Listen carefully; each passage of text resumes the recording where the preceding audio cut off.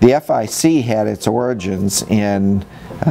building and establishing an umbrella organization to allow these faculty members in many different disciplines to get to know one another, learn more about what different faculty members do in terms of their research. We then facilitate putting faculty members together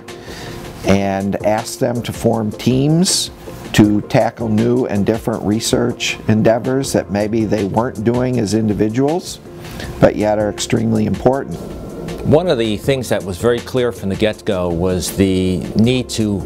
collaborate across colleges. Every college was receptive, and initially we had about 10, I think it was 8 colleges that were participating, and now we're clearly engaging every college at the university, all 14. I never in 1,000 years would have thought I'd be sitting here a year later and telling you that I was collaborating with people from, you know,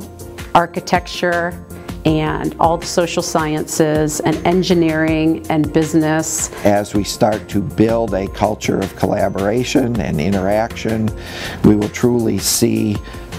novel research projects come to fruition, and the kind of things that we discover through this effort are going to impact life, whether it's in local communities, the state, nationally, or around the globe.